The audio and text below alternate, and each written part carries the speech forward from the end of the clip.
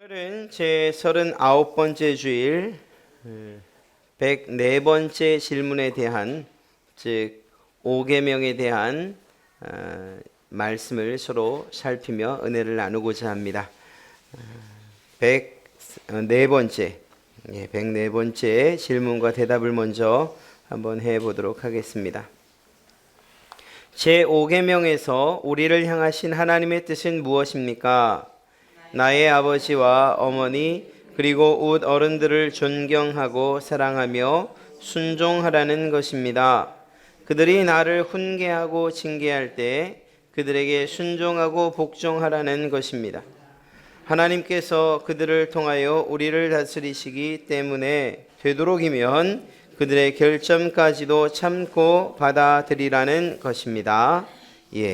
오늘 이러한 제 39번째 주일에 해당하는 또한 10계명의 제 5번째 계명에 해당하는 내 부모를 공경하라는 그러한 말씀을 함께 나누어 보고자 합니다. 새정치민주연합에서 최근 법안 하나를 발의를 했습니다. 그래서 지난 11월에 부산에서 공청회를 첫 번째로 열었고 법무부도 의견을 수렴해서 아마 그것을 실제로 법제화하려는 모양입니다. 일명 웃지는 마십시오. 불효자식 방지법입니다. 불효자식 방지법. 얼마나 시대가 참 힘들어졌으면 이러한 법이 다 생겨야 싶을까 하는 그런 생각을 해봅니다. 그게 뭔가 하면 재산을 증여해요. 그러니까 부모가 자녀에게 재산을 증여했어요. 그런데 그것과 동시에 부모를 부양하지 않아요. 그렇게 등한시하거나 혹은 불효를 저지를 경우에 증여했던 재산을 다시 환수하겠다는 거예요. 그걸 법으로 만들겠다는 거죠. 또 한 가지는 부모를 폭행을 해요. 그러면 안 되죠. 그런데 폭행을 해요. 대부분의 부모들이 어떻게 하죠? 다 내가 잘못했기 때문에 내가 벌을 받아야 됩니다. 쟤는 잘못이 없어요. 이렇게 얘기를 하시죠. 그러면 법이 그 이야기를 무시할 수가 없었어요. 지금까지는. 그러나 앞으로는 존속 폭행 시에 피해자 본인, 즉 부모의 처벌 의사와 상관없이 죄를 묻겠다는 거예요. 고개가 좀 끄덕여지죠. 그만큼 시대가 악해졌다는 것을 이야기하는 것입니다. 실제로 어떤 사건과 사고들, 정말 TV에 나오는 신문지상에 나오는 많은 사건과 사고들을 보면 대부분 돈과 연관되어 있고 그 돈이 부모와 자식 간에 끼기만 하면 그러면 그럴 것 같지 않던 사람들도 불효자가 되고 그럴 것 같지 않았던 사람들도 정말 부모보다는 돈을 따르는 이러한 일들을 허다하게 보게 됩니다. 사실 우리가 오늘 살피고자 하는 이 5번째 계명, 이것은 너무나도 당연한 그런 계명이기 때문에, 명령이기 때문에 더 이상의 설명이 필요가 없지요. 특히나 우리나라 같은 경우에는 효에 대한 사상이 매우 강하기 때문에 이 5번째 계명에 대해서는 누구나 쉽게 받아들일 수가 있어요. 부모를 공경해라, 부모에게 효도해라 라는 이 내용 말이죠. 그러나 이렇게 쉽고 또 쉽게 받아들이고 잘 아는 그러한 명령임에도 불구하고 우리 실생활 가운데서는 실제로 잘 지켜지지 않는 어려운 문제이기 때문에 우리는 살펴보지 않을 수가 없는 것입니다. 말씀드린 것처럼 불효자식 방지법 이것뿐만 아니라 이제는 대학과 대학원도 효대학원, 효대학이 생길 정도예요. 물론 그것이 전국적으로 퍼져 있다거나 이렇게 보편화되어 있는 것은 아니지만 그렇게 특성화된 대학과 대학원이 생겼다라는 거죠. 그런 면에서 볼 때에 한편으로는 과연 효라는 것이 저렇게 학문적으로 연구를 한다고 해서 이루어질 수 있는 것인가 하는 그러한 의구심도 들지만 또 한편으로는 그래, 바른 효와 그리고 성경적인 효의 가르침을 통해서 또 그것을 지도하는 일들을 통해서 하나님의 말씀을 지켜갈 수 있다면, 그리고 좀 더 나은 효의 생활을 할 수 있다면 참 좋겠다라는 그런 생각도 동시에 해봅니다. 오늘 저희가 이렇게 살펴본 하이델베르그 요리문답에서의 효에 대한 문제는 사실 그 대상을 부모에 국한시키지 않고 있어요. 그것은 분명한 이유가 있습니다. 효를 단지 나를 낳아준 생물학적인 부모에 국한시키지 않는 이유가 있는데, 사실 그렇게 국한시킬 때에는 우리가 행하는 효의 문제가 가족 그리고 가정에서 끝날 수 있기 때문이에요. 좀 어려운 말씀 같지만 성경은 이 부분에 있어서 단지 낳아준 부모뿐만 아니라 또 다른 이들을 이러한 효의 대상, 공경의 대상에 두고 있다는 것을 우리는 꼭 잊지 말아야 됩니다. 왜 그런가 하면 하나님께서 이 명령을 하실 때에 단지 부모와 자식이라는 관계뿐만 아니라 그 관계 가운데에 하나님이 부여해 주신 어떤 한 가지를 분명하게 이야기하고 있기 때문입니다. 그것은 바로 권위예요. 권위. 하나님께서 부모에게 하나님의 권위를 부여해 주셨다는 거죠. 그런 입장에서 볼 때 하나님이 가지고 계신 그 권위를 또한 누구에게 주었는가를 살필 때에 똑같은 방식으로 마치 부모를 섬기는 것처럼 공경하는 것처럼 하나님이 권위를 부여해 준 또 다른 사람에게도 그렇게 해야 된다는 것을 이야기하는 것입니다. 그런 면에서 이 5번째 계명은 단지 부모에게만 해당되는 것이 아니라 하나님께서 하나님의 권위를 부여해 준 또 다른 사람들에게도 동일하게 지켜져야 될 내용이라는 거예요. 좀 어렵고 확대되어지는 것 같지만 그러나 잘 살피면 그 의미를 충분히 알 수 있을 것 같습니다. 사실 오늘 저는 이 말씀을 이제 뒤에서 오늘 이 말씀을 전해야지 준비 찬송을 하면서 오늘 말씀을 내가 도대체 누구에게 전해야 하는가 하는 생각을 했어요. 나한테 해야 되는 것 같아, 나한테. 왜냐하면 여기 계신 분들이 다 효를 받으실 분들이지 효를 여러분들을 통해서 받으실 분들이 몇 안 계신 것 같아서요. 네, 그런 입장에서 보면 우리 젊은 사람들 또 부모님들이 계신 분들만 따로 모아서 이 말씀을 나눌 수도 없고 그러나 제가 낙심하지 않았어요. 말씀드린 것처럼 단지 부모에게만 해당되는 것이 아니고 하나님이 권위를 부여해 준 그 누군가가 우리에게 있다면 반드시 우리는 그에 대해서도 이 공경의 마음을 가져야 되기 때문이라는 것이죠. 디모데전서 5장 1절과 2절에 늙은이를 꾸짖지 말고 권하되 아버지에게 하듯하며 늙은이를 꾸짖지 말고 권하되 아버지에게 하듯하며 사도 바울이 디모데에게 말하는 것이 바로 이것입니다. 나이가 많은 분들, 연세가 많은 이들, 그들도 하나님께서 권위를 부여해 주셨다라는 것을 이야기하고 그런 의미에서 부모에게 효도하듯 공경하듯 그들에게도 똑같이 대해야 된다 이렇게 얘기를 합니다. 또한 2절에서는 늙은 여자에게는 어머니에게 하듯하며 라고 이야기하죠.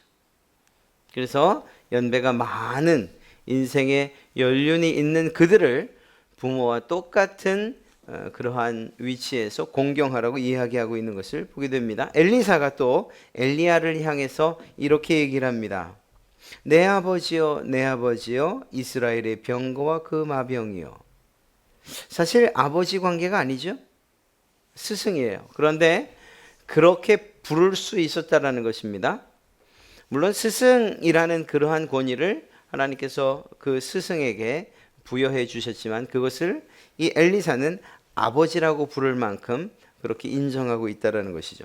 또 나만 장군의 종들도 나만을 아버지라고 불러요. 사도 바울은 여러 명의 자녀를 두고 있었어요. 결혼했나요? 아니죠. 결혼하지 않았어요. 그럼에도 불구하고 아들을 낳았어요. 낳았다고 이야기를 해요. 입양인가요? 아니, 그것이 아니고 복음 안에서 낳았다고 얘기를 합니다. 그래서 믿음 안에서 교회의 관계 가운데서 맺어진 그러한 자녀들을 열어두었어요. 오네시모를 향해서도 아들이라고 했어요. 또 디모데를 향해서도 디도를 향해서도 아들이라고 했어요. 바울은 그들의 아버지였어요. 하나님께서 이렇게 맺어주신 관계가 있다라는 것입니다. 이러한 관계를 맺어주셨을 때에 부모와 동일한 권위가 그 어른들에게, 그리고 오늘 우리가 살피고자 하는 윗 사람들에게 있다라는 것을 오늘 우리가 살펴봐야 한다는 것이죠. 마음에 둬야 된다는 것입니다. 그래서 우리보다 나은 권위를 부여해 준 그 사람들에게 동일하게 적용되어야 되는 계명이라는 것을 먼저 좀 생각해 봐야 됩니다. 물론 그렇다고 해서 그러면 모든 사람들에게 다 권위를 부여해 준 사람들에게 그것이 맞습니다만 가장 기본적인 것은 부모에게 해당되어져야 돼요. 이것을 좀 다르게 표현하면 밖에 나가서 잘 섬기고 밖에 나가서는 어른들한테 잘하는데 집에 와서 부모들을 하대한다거나 아니면 공경하지 않는다면 그것은 잘못된 것이죠. 안에서부터 그 모든 것들은 잘 섬겨져야 되고 공경되어져야 되고, 그리고 그것이 밖으로 확대되어져야 된다는 것을 이야기하는 것입니다. 그런 면에서 볼 때에 혹여 이 자리에 이제는 내가 섬길 어른들이 없는데 라고 생각된다 하더라도 그래도 걱정하지 마십시오. 교회 안에서 여러분들에게 여러분들보다 높은 그 누구에게, 또 혹은 나은 그 누구에게, 또 연세가 많은 그 누구에게 부여해준 권위자가 있다라고 한다면 그들에 대해서도 우리가 똑같은 마음을 먹어야 하기 때문입니다. 사실 공경을 해야 되는 입장이라면 좀 억울하게 생각될 수 있죠. 왜냐하면 정말 부모님이라면 그래도 좀 덜 억울할 텐데, 그냥 나이가 많다는 것 때문에 혹은 어른이기 때문에 공경해야 된다라고 한다면, 그러면 사실 좀 억울한 면이 없지 않아 있을 수도 있고, 또 부담이 될 수밖에 없을 것입니다. 그런데 반대로 생각하면 부모처럼 여김받는 그 사람들에게도 동일한 마음의 부담이 있다는 것을 좀 생각하셔야 돼요. 이 무슨 얘기인가 하면 부모들이 자녀들을 향해서 가지고 있는 그 부담을 어른들도 느껴야 하고 또 대부분 느낀다는 거예요. 이런 의무감과 부담을 느끼게 됩니다. 즉 다시 말해 아랫사람을 잘 가르쳐야 된다는 그러한 의무감을 어른들은 가질 수밖에 없어요. 이 자리에 계신 여러 어르신들, 특별히 교회 공동체 안에서 부모의 입장으로 공경을 받는 그런 분들, 또는 후배들에게 공경을 받는 선배들, 이런 이들에게 아랫사람들을 또 후배들을 잘 가르칠 그런 의무가 있죠. 만약에 이러한 것이 없다면, 그렇다면 존경받고 공경받는 것에 대해서도 좀 한번 생각해 보셔야 돼요. 그러나 대부분은 그런 생각을 가지고 있어요. 무엇인가 어른이라면 책임을 져야 하고, 그리고 본을 보여야 된다는 그런 사실들, 그런 부담감을 다 가지고 있어요. 특히 어른들이라면 말입니다. 그런 면에서 볼 때에 말로만이 아니라 행동과 생활로서 본을 보이고자 애를 쓰시지요. 그래서 때로는 솔선수범하고 근면하고 성실하고 정직하고 책임다하는 그러한 모습을 보이면서 살려고 노력하신다는 겁니다. 만약에 주일학교 학생들이 저를 대할 때에, 여러분들을 대할 때에 자신들의 부모들에게 대하듯이 깍듯하게 존경해주고 공경해줍니다. 그런데 제가 만약 그런 것과는 상관없이 그렇게 하는 것에 대해서, 그런 아이들에 대해서 아무런 일말의 책임감도 느끼지 못하고 모범도 보이지 못하고 그저 하는 말들은 다 거짓말이고 남의 일을 하듯 남의 일처럼 그렇게 여기면서 그렇게 대한다면 과연 하나님이 누구를 책망하시겠냐는 거예요. 그건 뭐 물어보나마나 정말 본을 보이지 못하고 하나님이 주신 권위를 잘 못 사용하는 그런 저에게 하나님께서 책망하시겠죠. 똑같다는 것입니다. 여러분들이 누군가 정말 오늘 말씀에 따라서 누군가에게 존경을 받기를 원하신다면, 그리고 공경받기를 원하신다면, 또 지금 현재 어른이시라면, 그렇다면 이러한 책임감을 가지고 있어야 된다는 거예요. 여러분들을 향해서, 고개를 숙이는 사람들을 향해서 그들을 존중해 줄 수 있어야 하고, 그들을 높여줄 수 있어야 하고 그들을 자녀들처럼 대할 수 있어야 하는 마음이 우리에게 있어야 된다는 것이죠. 그때에 비로소 상호 간에 존중하고 사랑하는 일들이 있게 될 것이라는 것입니다. 이런 부담이 있다는 거예요. 또한 어떤 부담이 있겠습니까? 실제로 자신의 자녀들처럼 사랑으로 대해야 한다는 그러한 부담을 가질 수밖에 없는 거예요. 여러분, 부모가 된다는 일이 힘든 이유가 뭘까요? 그것은 다른 것이 아니고 책임감 때문입니다. 책임감. 단순히 그저 낳았다, 그것으로 끝이다 이러면 그것은 어떤 관계로서 서로 간의 책임을 느끼지 못하는 거예요. 물고기들이 지금 4층에 물고기들이 있지 않습니까? 그런데 이 물고기들이 좀 그래요. 자기 새끼들을 좀 잡아먹기도 해요. 또 때로는 남의 새끼를 또 잡아먹기도 하고요. 이런 걸 볼 때에 그런 짐승들에게서는, 그런 물고기들에게서는 자녀들에 대한 책임을, 그 책임지는 모습을 느낄 수가 없다는 거죠. 사랑에 대한 책임도 없다는 것입니다. 우리가 그럴 수는 없다는 것이죠. 하나님께서 우리를 바라보실 때, 그리고 하나님께서 자신의 자녀 삼은 이들에 대해서 완전하게 책임지신 것처럼 우리들 또한 자녀들에 대한 책임을, 그리고 아랫사람들에 대한 책임을 느껴야 되고 또 그것을 책임져야 된다는 거예요. 주님께서 우리들에 대한 책임을 어떻게 지셨습니까? 하나님께서 우리를 사랑하신다는 사실에 대해서 어떻게 나타내 보이셨습니까? 어떻게 확실히 증명해 보이셨습니까? 예수 그리스도 자신의 아들, 독생하신 아들을 십자가에 못 박는 것으로서 내가 너희를 사랑한다라는 것을 확실히 증명해 주셨죠. 이러한 사랑에 대한 증명, 그리고 그 사랑에 대해서 느끼는 책임이 있어야 된다는 것입니다. 그렇기 때문에 부모들은 자신의 무능함에 대해서 좌절하고 때로는 낙심하는 거예요. 무엇인가 따끔하게 혼내야지라는 그런 생각이 있지만 내가 해주지 못하는 그런 생각이 더 미안하게 작용되면 그것마저도 하지 못하는 게 부모가 되는 거예요. 물론 그럴 때라도 마음은 아프지만 사랑 담은 책임을 다해서 매를 대야 되는 것, 그것이 마땅하지만 말입니다. 이렇듯이 이러한 사랑을 진하게 느낄 수 있도록 그 아랫사람들을 대하고 또한 사랑해야 된다는 것이죠. 이것이 우리들, 이 어른들, 그리고 하나님께서 권위를 부여해 준 사람들이 갖게 되는 부담감이에요. 만약에 이러한 부담감을 느끼지 못한다면 하나님이 주신 권위를 사용하고 또 그것을 누릴 그러한 그 자격이라고 할까요? 그 준비가 안 된 거라고 할 수 있어요. 그저 받는 것만 좋아하고 그리고 그것에 대한 책임은 지지 않으려 한다. 그 물고기들과 다를 바가 없는 거죠.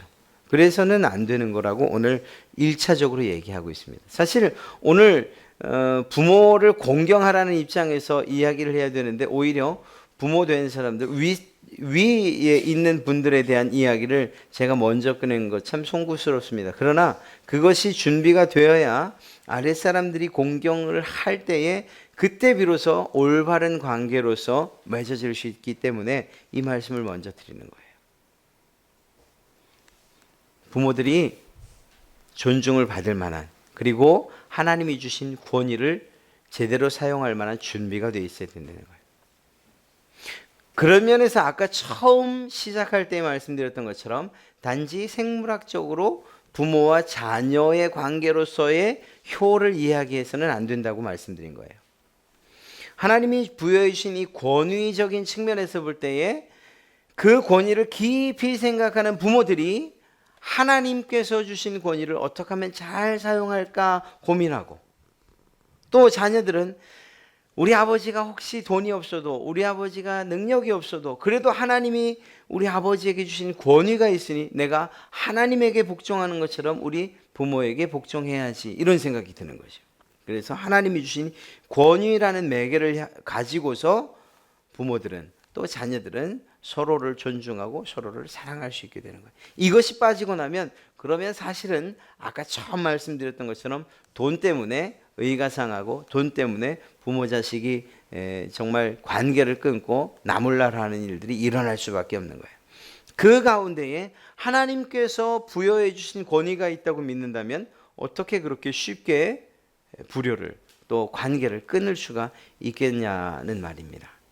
사랑하는 성도 여러분, 이것이 단지 말씀드린 것처럼 부모 자식 간 그것으로 끝나는 것이 아니라 교회 안에서 하나님이 주신 권위의 문제를 가지고 접근할 때에 비로소 우리는 좀 더 신중하고 그리고 그 어른들 혹은 부모의 말에 귀를 기울일 수 있게 되는 거예요. 자, 지금 계속해서 어른들 부모들에 관한 이야기를 먼저 하는데 그걸 마저 마무리를 좀 짓죠. 어른들은 사실 귀신이에요. 귀신이라고 봐도 틀리지 않아요. 아이들이 뭘 했는지 단박에 알 수 있어요. 뭘 잘못했는지, 저희가 지금 나한테 뭘 말하려고 하는지, 뭘 숨기는지 다 알 수 있어요. 뭐 들어오는 폼을 보면 너 손 내밀어 봐 라고 하면 그 손에 뭔가가 들려 있을 거예요. 아니면 지저분하던가 뭐 아니면 다쳤던가. 하여간 어른들은 참 귀신 같아요. 잘 알아맞혀요. 그런데 아이들도 귀신이라는 거 아십니까? 무슨 의미인가 하면요, 어른들이 자기를 사랑하지 않는지 사랑하는지 그렇지 않은지를 아주 귀신같이 알아맞혀요. 예를 들어서 매를 들었어요. 그 매에 사랑이 담겨 있는지 아니면 증오와 분노가 담겨 있는지 귀신같이 알아챕니다. 사실은 이 죄송스럽게도 제 이야기입니다만 저도 아이들에게 회초리를 때릴 때가 있죠. 그렇게 감정적으로 때리는 일은 거의 없습니다. 거의 없어요. 거의 없단 말은 있었단 얘기죠. 언젠가 한 번입니다. 이 막내를 혼냈어야 되는데 제가 그때 너무 화가 났었나 봐요. 그래서 때리는데 그 아이의 눈에서 공포를 봤습니다. 그 이야기 무엇인가 하면 제가 이미 사랑의 단계는 지나고 분노와 증오를 가지고서 때리려고 했다는 거예요. 그러면 그 아이에게는 결코 사랑의 매로 느껴지지 않는 거죠. 그 아이 안에서는 적개심만 일어날 수밖에 없다는 거예요. 그렇습니다. 선물을 가지고 그냥 그 가득 정말 원하는 선물을 주어도 그 선물을 줄 때에 그것이 사랑의 흉내를 내는 건지 아니면 정말 사랑을 하는 것인지 우리 아이들이 잘 안다는 거예요. 아랫사람들은 다 그래요.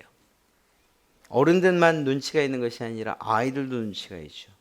그래서 그런 아이들에게 혹은 자녀들에게 상처를 주거나 모멸감을 준다거나 인격적인 아픔을 줘서 안 되는 이유가 거기에 있는 거예요. 다 안다는 것이죠. 그 방법은 그들을 대하는 유일한 방법은 혹여 회초리를 든다 할지라도 때로는 훈계를 한다 할지라도 그 안에 반드시 사랑을 가지고서 해야 된다는 거예요. 이러한 사랑은 사실 마음만이 아니라 실제로 나타나야 합니다. 그건 어떻게 나타날까요? 받기만 좋아하는 그거 안 돼요. 어른들 주기 좋아하는 어른들이 돼야 되죠. 아랫사람들이 공경에 대한 반응으로 손 아랫사람들을 오히려 귀하게 여기고 그리고 사랑하고 모든 좋은 것들을 아낌없이 줄 수 있는, 그래서 그가 하는 말 한마디 한마디가 아랫사람들에게 혹은 자녀들에게 귀감이 되고 유익이 되도록 해야 된다는 거예요.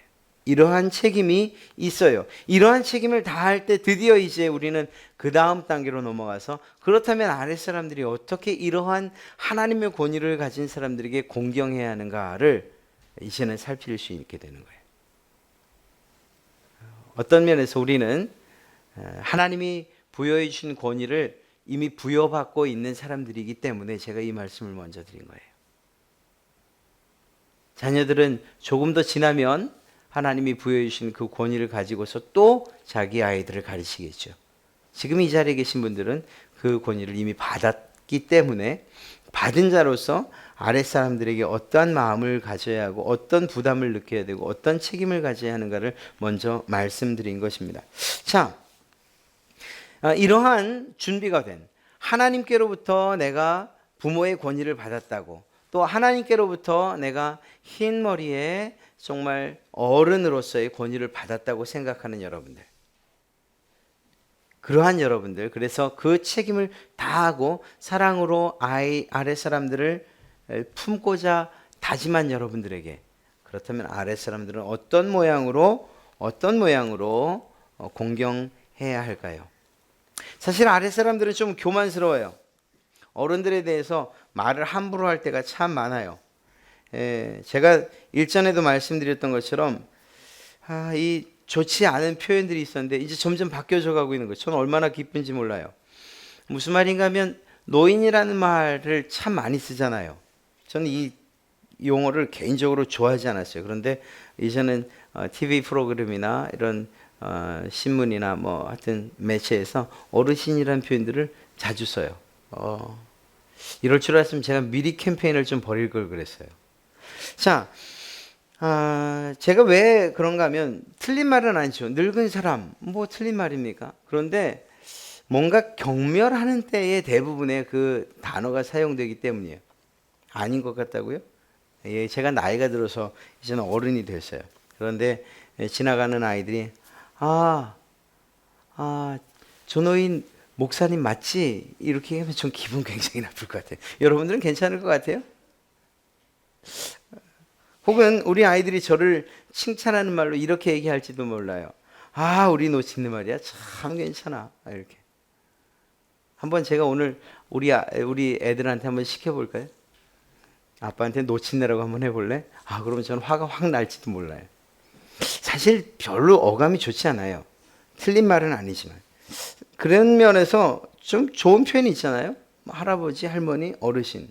네. 점점 바뀌어가는 것 같아서 참 좋습니다. 이 노인이라는 말 자체가 사실은 무엇인가 무시하고 그리고 때로는 깔보고 괄시하는 그런 의미가 담겨져서 사용될 때가 많기 때문에 제가 그런 느낌을 받고 여러분들도 또 동감하는 것이라고 생각합니다. 할머니 그것도 몰라요? 할아버지는 구식이야. 이 말이 좀 더 세게 되면 노친내가 이렇게 되는 거죠. 여러분, 이러한 이야기를 만약에 여러분들이 누군가에게서 또 어린 아이들에게서 혹은 여러분의 자녀들에게서 혹시 들으십니까? 그렇다면 그때 우리가 해야 될 일들이 그것들을 바로잡아주는 일들이 필요한 거예요. 왜냐하면 이러한 일들이 그저 단순히 실수 혹은 말의 습관으로 끝나는 것이 아니기 때문입니다. 이것이 사실은 공경과 맞물려져 갈 수 있는 가장 첫걸음이기 때문이에요. 이것이 말입니다. 그리고 상대방을 어떻게 생각하느냐에 대한 그 생각이 말에 묻어 나오기 때문인 것이죠. 그런 면에서 우리 자녀들의 사소한 실수 혹은 잘못들에 대해서 어리니까 그렇지 라고 그렇게 넘어갈 것이 아니고 오히려 어렸을 때에 바로잡아주는 이러한 민감함이 우리에게 필요할 것입니다. 윗사람들이 아랫사람들에 대해서 지켜야 하고 또 느껴야 하는 이러한 부담, 아까 말씀드린 그런 부담이 있었던 것처럼 사실은 아랫사람들도 윗사람들에게 대해서 느껴야 되는 부담과 그리고 또한 의무가 있다는 것을 우리는 생각해야 돼요. 오히려 사실 더 많을 수 있어요. 그리고 오늘 성경의 내용도 아랫사람들이 윗사람을 공경하라고 그렇게 이야기하고 있기 때문입니다. 또 한편으로 보면 아직 젊고 그리고 힘이 있기 때문에 그들이 해야 할 일들과 그리고 지켜야 될 일들이 더 많은 것이라고 해도 결코 틀리지 않을 것입니다. 그런 면에서 아랫사람들은 윗사람들에 대해서 부모들에 대해서 합법적인 공고, 그분들이 하는 합법적인 공고와 명령과 징계를 무시해서는 안 돼요. 말이 어렵네요. 권고와 징계와 그리고 명령. 권고와 징계 혹은 명령. 이것들을 무시해서는 안 돼요. 그런데 제가 앞에 뭐라고 했죠? 합법적인. 그럼 불합리한 일에 대해서는 무조건 아니라고 해야 되냐? 그건 아니에요. 또한 여기에서 합법적이라는 말은 매우 중요한 의미를 담고 있어요. 여러분들이 생각하기 이성적으로 또 그리고 우리의 집안의 내력을 볼 때 다른 친구 할아버지가 이렇게 얘기하니까 혹은 여러분들의 지금까지 배운 대로 그런 것들이 기준이 되어서 합법적이 되어서는 안 돼요. 우리 유교적 전통으로 보면 그래서 합법적이 돼서는 안 돼요. 그것은 합법의 근거가 안 돼요.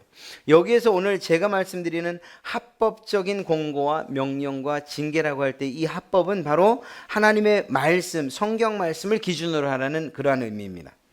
하나님 앞에서 하나님의 기준 앞에 합당해야 된다는 것을 얘기하는 거예요. 부모이기 때문에 모든 것을 요청한다? 이건 안 되는 거예요. 무엇을 요청해도 상관없습니다. 그러나 말씀 앞에서 전혀 부끄럽지 않고 그리고 바른 기준에 맞춰서 요청해야 되는 거예요.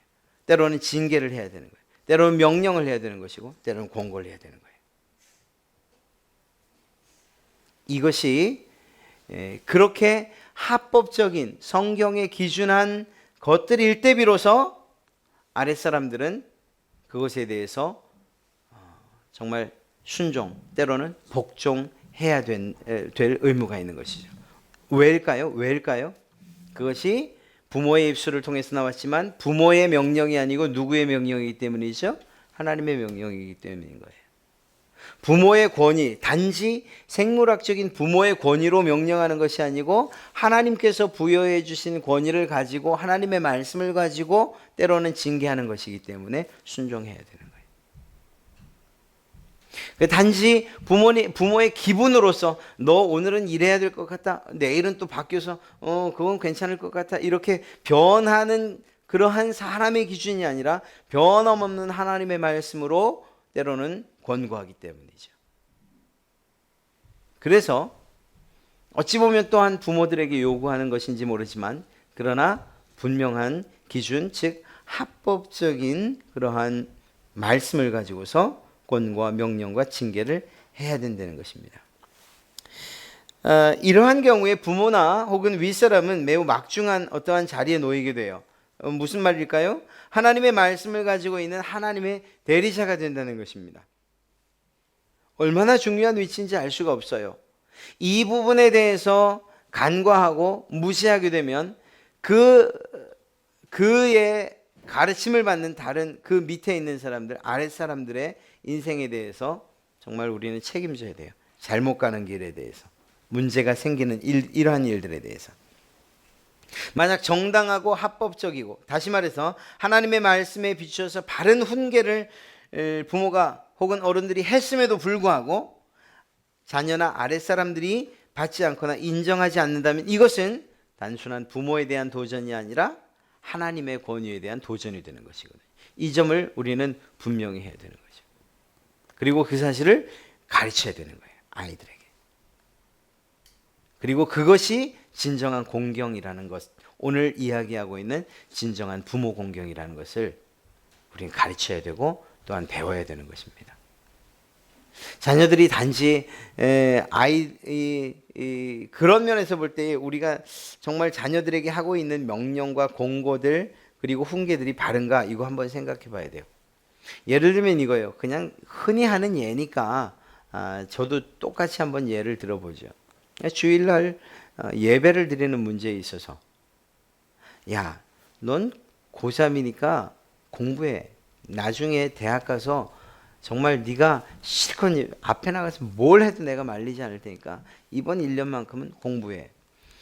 이것이 합법적인 명령이냐 하는 부분에 있어서 우리는 점검을 해봐야 되는 거예요. 하나님의 말씀에 비추어 볼 때 그리고 하나님께서 부여해 주신 권위를 가지고서 한 말이냐 아니면 내 욕심을 가지고 한 말이냐.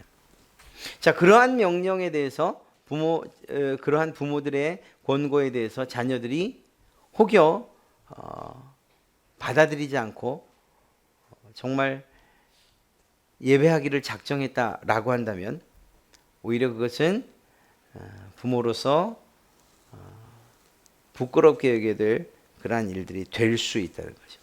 그 반대예요. 반대로 부모들이 그러한 하나님의 말씀의 기준에서 어떠한 명령을 했을 때에 자녀들이 자기의 욕심을 따라서 곁길로 간다? 그럴 때에는 부모들의 책임 그리고 해야 할 권위에 대한 명령들로서 충분히 했다라고 한다면 하나님께서 혹시라도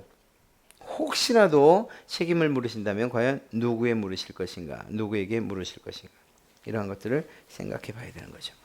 자, 이렇게 할 때에 하나님의 권위에 대한 이러한 도전으로서 여러 가지 증상들로 나타납니다. 즉 다시 말해서 부모들이 합당한 하나님의 말씀을 기준을 가지고서 권고와 명령과 징계를 했을 때 자녀들이 그것에 순종하지 않는다면 복종하지 않는다면 그 복종하지 않는 그러한 모습들이 다양한 모습으로 나타난다는 거예요.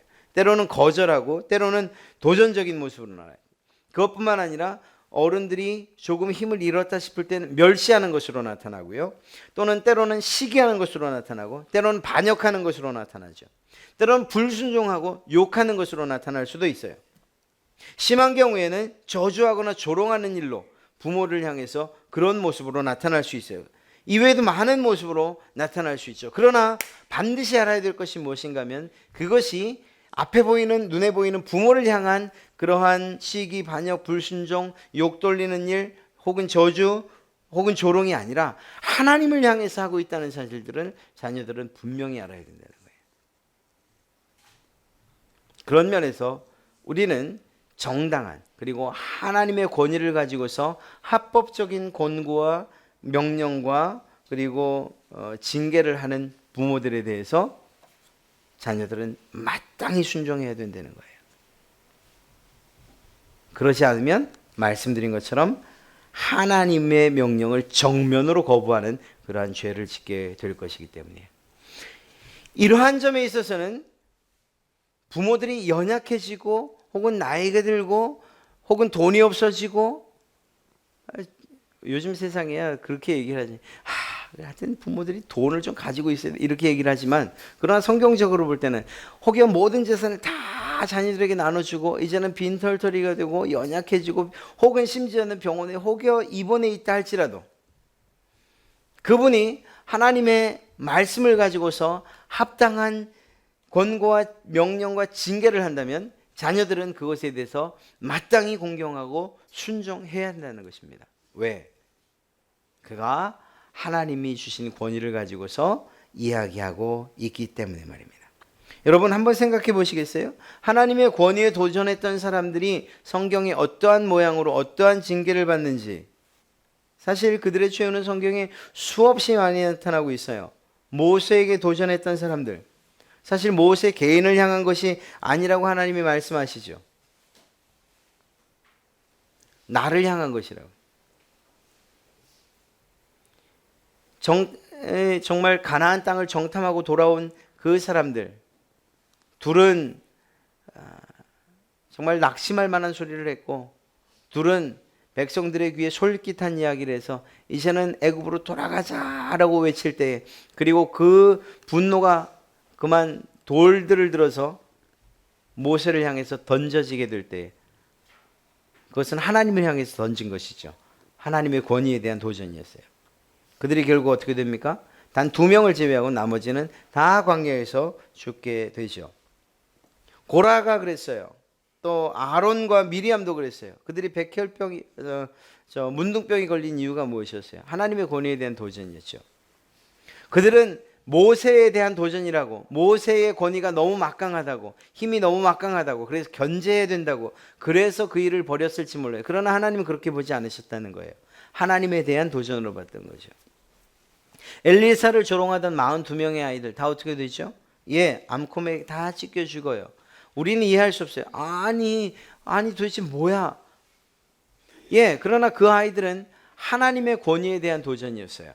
그래서 그러한 징계를 당할 수밖에 없어요. 아이나 어린이나 그것이 하나님 앞에서 중요하지 않다는 거예요. 하나님의 권위에 대한 도전은 아이냐 어린이냐 남자냐 여자냐 그가 부자냐 가난하냐 이런 것들과 상관없이 하나님에 대한 도전은 그리고 그 권위에 대한 도전은 반드시 엄중한 책임을 질 수밖에 없다는 사실이라는 것. 그것을 이야기하는 것이죠. 자녀, 아랫사람, 우리들이 해야 될 일은 아주 매우 명확하고 자명해요. 무엇인가 하면 하나님의 권위를 인정하듯 하나님이 부여해 주신 그 권위, 그 권위자들에 대해서 순종하고 복종하는 거예요. 이것이 중요한 거예요. 여러분 제가 여러분보다 난 게 있어요? 여러분은 혹시 그렇게 생각할지 몰라도 저는 그렇게 생각하고 이곳에 쓰는 적이 별로 없어요. 사실 저는 더 많이 그리고 더 잘 가르치는 그러한 분들이 얼마나 많은지 알 수 없어요. 그럼에도 불구하고 제가 이 자리에서 이렇게 설 수 있는 이유는 무엇인가 하면 하나님께서 말씀을 하는 이 시간만큼은 하나님의 말씀을 대신 전할 수 있는 권위를 저에게 부여해 줬다고 제가 믿기 때문이에요. 여러분들도 그 사실을 믿기 때문에 저에 대해서 제 말씀에 대해서 제가 하는 이 대신 전하는 하나님의 말씀에 경청하는 거죠. 네, 그런 거예요. 이러한 것들이 저에 대해서만이냐? 아니에요. 부모에게, 가정에서는 부모에게 주어졌고요. 어떤 모임이나 집단에서는 장이나 회장에게 주어졌고요. 또 직장 가운데에서는 상사에게 그러한 것들이 주어졌고요. 나라에서는 대통령에게 주어졌고, 하여튼 이렇게 하나님께서 조직해 놓으신 세상의 많은 공동체 가운데서 하나님이 권위를 부여하신 자들이 있다는 거예요. 그들을 대할 때에 결국 우리는 누구를 대하듯이 해야 되느냐? 하나님께서 부여해 주신 권위를 부여해 주신 것. 그래서 하나님의 권위를 대하듯이 해야 된다는 거예요. 여러분, 우리가 착각해서는 안 되는 건 그 사람이 권위 있는 사람이 아니라는 거예요. 그 사람 자체의 권위를 부여해서는 안 돼요. 그 사람에게 부여된 권위가 하나님께서 부어주신 것이라는 거예요. 그래서 우리가 하나님의 권위에 복종하는 것처럼 부모를 대하고 또 때로는 어른들을 대하고 또 윗사람들을 대하는 일들이 있어야 된다라는 것을 이야기하는 것입니다. 간단하게 마지막으로 말씀드리면 부모를 공경하라는 이 말씀은 사실은 현재 우리에게 주어진 말씀이에요. 앞서 말씀드린 것처럼 권위라는 측면을 굳이 따지지 않아도 여러분을 낳아주었기 때문에 그것만으로도 충분히 공경할 이유가 있다라는 거예요. 지금까지 키워주셨다는 것만으로도 그것만으로도 존중할 이유가 있는 거예요. 또 한편으로 생각해 보면 조금만 시간을 앞질러 생각해 보면 우리가 그 자리에 갈 수 있다는 거예요. 이거 뭐 저에게 해당하는 이야기겠죠. 제가 언제 아이를 셋을 낳을지 그거 생각이나 했겠습니까? 그런데 벌써 저도 부모가 되어 있어요. 지금 저에 대해서 저에게 효도를 하겠다 혹은 뭐 공경하겠다 하는 그 자녀들도 시간이 조금 지나면 또다시 부모의 자리에 놓이게 되는 거예요. 놀라운 것은 무엇인가 하면 그러한 부모 공경 혹은 효는 보고 배운다는 것입니다. 그런 면에서 우리는 우리가 공경해야 돼요. 그래야 그 모습을 보고 자녀들이 그 모습을 보고 똑같이 공경해 가는 그러한 가풍이 생기는 거죠. 이건 매우 자연적인 그리고 가장 일반적인 이야기를 지금 드리는 거예요. 그런 면에서 솔선수범은 부모로서 마땅히 해야 될 일이라는 거죠. 우리가 행한 그 모습 그대로 우리는 경험하게 될 것이라는 거예요. 제가 늘 말씀드리는 것처럼 내가 원하든 원치 않던 간에 우리는 부모를 닮을 수밖에 없어요. 이번에 하여간 가족들이나 혹은 오랜만에 못 봤던 분들을 많이 보게 됐잖아요. 할머님의 장례를 치르면서. 참 많이 들었던 얘기가 뭔가 하면 이 돌아가신 아버지 모습이 제게서 보인다는 거예요. 저는 매우 영광스러운 일이에요.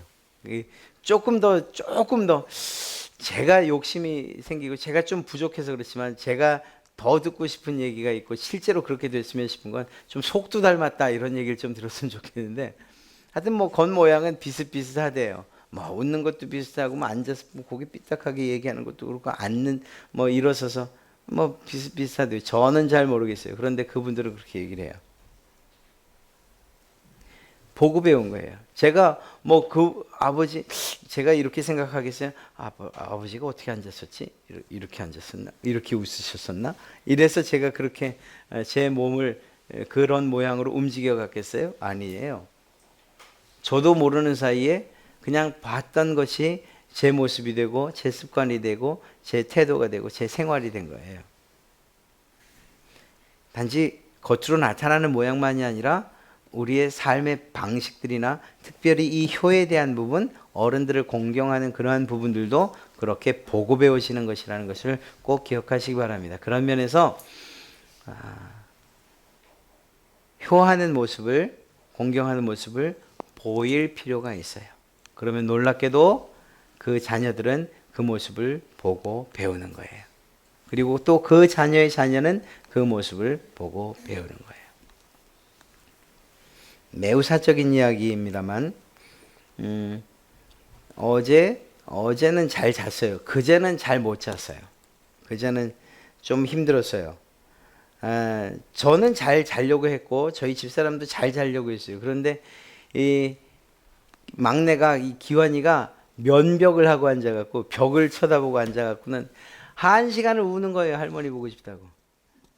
아니 뭐 8살밖에 안 된 애가 뭐가 그렇게 보고 싶다고 그러나. 그런데 그 눈으로 봐왔던 모습이 있는 거예요. 자기가 할머니한테 봤던 사랑이 기억나고 또 그분이 누우셨던 침대 뭐 여러 가지 것들. 사실 어쩌면 그 형들이나 누나나 그 엄마 아빠는 체면상 겉으로 그렇게 소리를 못 냈겠죠. 그래서 걔는 그렇게 표현을 한 거예요. 가만히 생각해 보면 그게 어떻게 그렇게 그 아이의 눈에서 눈물을 과연 흘리게 됐겠는가? 그 눈물을 과연 걔가 왜 흘리게 됐겠는가? 첫째는 할머니가 그렇게 보이시는 사랑, 비록 증조 할머니였지만 보이신 사랑이 있었고 그것을 느꼈고, 또 할머니가, 그냥 할머니가 증조 할머니를 섬기는 모습을 봤던 거고, 또 엄마가 할머니를 어떻게 사랑했는지를 봤던 거예요. 여러분, 이건 보고 배워지는 거예요. 우리 인생의 대부분은 사실 이렇게 보고 배우시는 거예요. 특별히 이 효에 대한 부분은 더더욱이 그렇다는 사실을 꼭 기억하시기 바랍니다. 그런 면에서 우리가 앞서 말했던, 거창하게 말했던 하나님의 권위가 부여된 사람들에 대해서 우리는 복종해야 됩니다라는 이 말을 다 차치한다 하더라도 우리가 정말 인간적인 면에서, 가장 기본적인 면에서 오늘 이 말씀을 풀어본다면 우리는 마땅히 우리를 낳으신 부모들을 공경해야 하고 그 모습에 솔선수범하는 모습을 보여야 돼요. 왜? 이후에 얼마 지나지 않아서 내가 또 내 자녀들에게 그러한 접대라고 하니까 좀 이상하지만 그런 대접을 받게 될 것이기 때문이에요. 그리고 그것은 가풍으로 이어져 내려갈 것이기 때문이에요. 가장 세상 사람들이 이야기한 것처럼 그냥 그저 화목한 가정, 단지 이러한 목적을 위해서라도 우리는 어른들을 공경하는 일, 그러한 일들을 멈출 수가 없는 것입니다. 오늘 이러한 제5계명을 살피면서 제일 중요한 건 사실은 앞서 말씀드렸던, 좀 딱딱한 것 같았지만 하나님께서 부여해 주신 권위가 있다는 사실을 우리 인정해야 되고, 그리고 그 권위를 바르게 사용해야 된다는 것을 어른들은 알아야 되고, 하나님이 부여해 주신 권위이기 때문에 아랫사람들은 복종해야 하고 순종해야 한다는 사실을 분명히 인식해야 된다는 것. 그리고 그것을 다 차치하고라도 우리를 낳아주신 부모들에 대해서 마땅히 사랑하고 공경하는 것, 그것은 기본이고, 그렇게 솔선수범을 보일 때에 또 다른 공경을 우리가 받을 수 있다는 것, 이러한 사실들을 오늘 우리가 살펴봅니다. 그래요. 제5계명, 우리를 향하신 하나님의 뜻, 즉 아버지와 어머니를 공경하고 웃사람을 존경하고 공경하는 것, 이것은 우리에게 주어진 마땅한 일이에요. 그러나 그 마땅한 일들이 이제는 기본적인 일들이 더 이상 기본적인 그러한 일이 되지 않는 때가 되어버렸기 때문에 그것이 우리의 마음을 아프게 하죠. 사랑하는 성도 여러분, 우리 갈릴리 교회 성도들, 또 그리고 하나님의 말씀을 정말 깊이 묵상하고 그 말씀대로 살기를 원하는 여러분들, 가장 기본적인 우리 인간의 도리가 정말 이상한 일이 되어버리지 않도록, 특별한 일이 되지 않도록 여러분의 생활 가운데서는 정말 누가 뭐라 그래도 당연한 일처럼 그렇게 여겨지고 또 지켜지는 그러한 하나님의 말씀 그리고 계명이 되기를 주님의 이름으로 축원합니다.